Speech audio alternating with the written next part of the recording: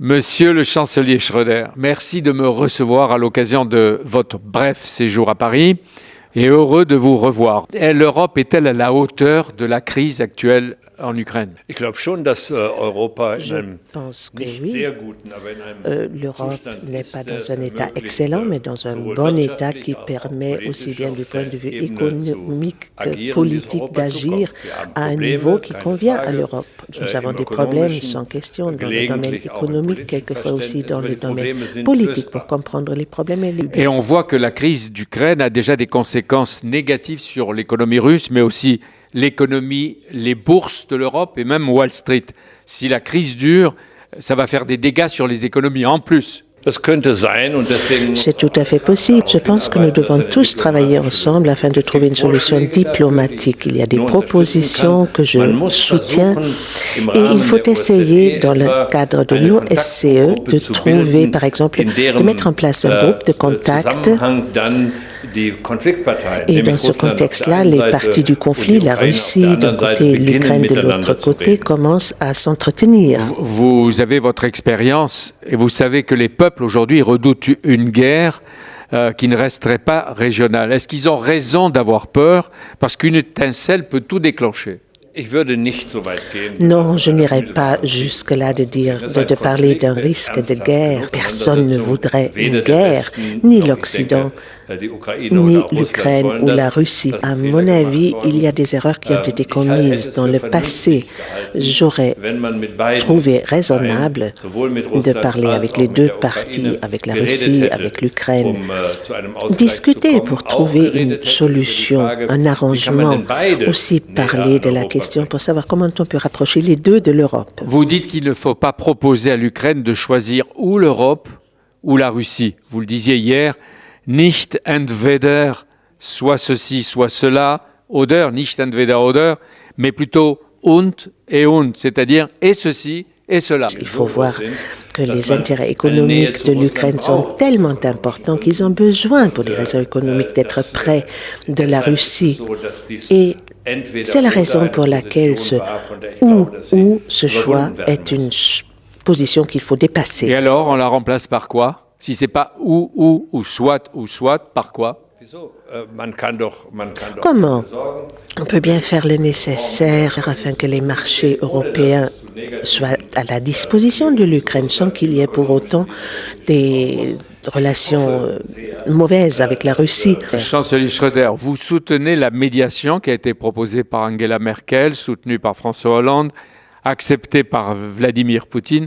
À quelles conditions elle peut réussir? Je ne pense pas qu'une seule personne qui n'est plus active en politique puisse être un médiateur approprié. C'est pourquoi je suis tout à fait en faveur de la proposition du ministre des Affaires étrangères allemand de demander à l'OSCE de mettre en place un groupe de contact et dans ce cadre-là, les parties du conflit pourront se parler directement. Un jour, garantir l'unité, l'intégrité de l'Ukraine et garantie aussi par les puissances internationales, que ce soit la Russie, peut-être les États-Unis et l'Europe si elle arrive à s'unir. Je pense que de toute façon c'est important et juste, et c'est pour cela que l'on se parle, c'est juste de garantir cette intégrité du territoire de l'Ukraine. Vous savez évidemment qu'en France, Gerhard Schröder est l'auteur et le symbole reconnu des grandes réformes de l'agenda 2010. Vous l'avez entendu, réentendu, mais parce que c'est une réussite en Allemagne. Vous n'aimez pas les donneurs de leçons, Gerhard Schröder. Mais vous avez dit tout à l'heure que la direction choisie par le président François Hollande est dans la bonne direction, le pacte de responsabilité, de compétitivité, reconnaissance de l'entreprise. Mais vous dites qu'à chaque fois, la difficulté, c'est la mise en œuvre. Qu'est-ce qu'il faut faire et comment faire? Cet agenda 2010 ne peut pas être un modèle que l'on calque tout simplement sur un autre pays. Nous ne voulons pas donner des leçons. Les propositions de François Hollande vont dans la bonne direction. Je ne veux pas les évaluer un par un. Quel est le noyau dur de ce que nous avons fait en Allemagne? Eh bien, l'Allemagne est économiquement plus forte parce que nous avons réussi trois choses. D'une part, la production industrielle est plus grande que celle d'autres pays. Deuxièmement, nous avons un système particulier des relations social, le partenariat social. Et troisièmement, l'agenda 2010 a donné plus de flexibilité au marché du travail. Tout ceci nous a mis dans une meilleure situation que d'autres pays. Mais vous avez affronté au début des difficultés, des oppositions, même chez les vôtres, hein? Certes qu'il y a des difficultés, mais nous avons dit il faut le faire maintenant, le pays a besoin de réformes. Et c'est une décision qui peut aussi avoir des influences négatives pour certaines personnes. Et les conséquences positives, vous les voyez 3 ou 5 ans plus tard.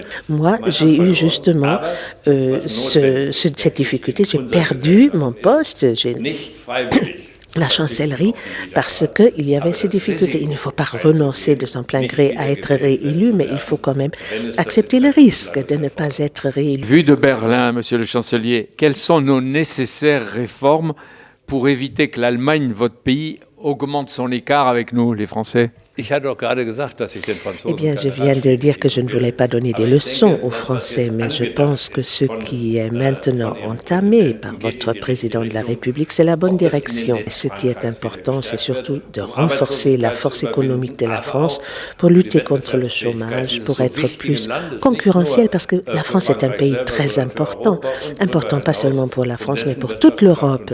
Et donc, avoir la force économique et compétitive. Ça, sinon, c'est la direction c'est votre pays qui est tenté de pratiquer, même sans le dire, le leadership en Europe. J'ai toujours été d'avis que l'Europe a besoin d'être guidée d'un leadership, mais le mieux, c'est quand ce sont la France et l'Allemagne qui le font ensemble. Vous avez dit hier, la Commission de Bruxelles, et c'est vrai, c'est moi qui le dis aussi, elle obsède Paris et les Français, avec les engagements de revenir aux 3% de déficit de Maastricht. Est-ce aussi grave que ça de ne pas les respecter dans un délai contraint? En principe, ces critères devraient être respectés. On peut dire, si nous faisons des réformes, on vous donne un temps supplémentaire, mais sans réforme, pas de temps supplémentaire. D'autant plus que vous dites qu'il faut amplifier l'intégration des politiques européennes et même des politiques sociales. C'est exact. Les différences économiques ne doivent pas être trop grandes si nous voulons la stabilité de l'euro. Souvent, vous exprimez votre soutien à la chancelière Merkel. Est-ce que la politique énergétique de l'Allemagne n'a pas déjà échoué? Et celle-là, est-ce que vous la soutenez? Franchement. Non, je ne parlerai pas d'un échec. J'ai commencé, à dépasser l'époque de l'énergie nucléaire. Si les délais impartis sont suffisants, j'en doute. C'est-à-dire réduire l'énergie nucléaire, bien sûr développer les énergies renouvelables, mais revenir au charbon qui pollue toute l'Europe et vos voisins? Non, pas seulement réduire, mais vraiment sortir du nucléaire. Ça, c'est le projet. Et je pense que c'est correct, mais il faut simplement se poser la question de la période impartie, parce qu'il ne faut pas non plus affaiblir l'économie allemande. Il faut que les citoyens puissent aussi payer le prix de l'énergie, n'est-ce pas? Mais qui va augmenter. Nous avons un excellent ministre pour l'économie et l'énergie. Je suis confiante qu'il va y arriver. C'est un SPD. Oui, tout à fait. Et c'est pourquoi il est très bon. Marc Schröder, bientôt les élections européennes. Comment les jeunes peuvent-ils s'enthousiasmer pour l'Europe telle qu'elle est? Anonyme, sans visage, toujours en retard. Bon. Et d'autre part, comment lutter contre les progrès des populismes de toute nature et dans beaucoup de pays européens? Il y a deux choses entre cause et effet qu'il faut expliquer aussi aux jeunes. D'une part, l'Europe est un lieu de paix parce que nous sommes unis et c'est ce que nous voulons rester, n'est-ce pas? Une deuxième chose, compte tenu de la globalisation, si nous voulons donc que l'Europe garde sa place économiquement forte et socialement équilibrée, à ce moment-là, il faut combattre ce populisme et ces tendances de droite parce que ça va à l'encontre. Eh bien, comment? C'est pas difficile. En expliquant aux gens les valeurs de l'Europe et le risque qui vient de la droite, de l'extrême droite, des nationalistes qui sont contre l'Europe.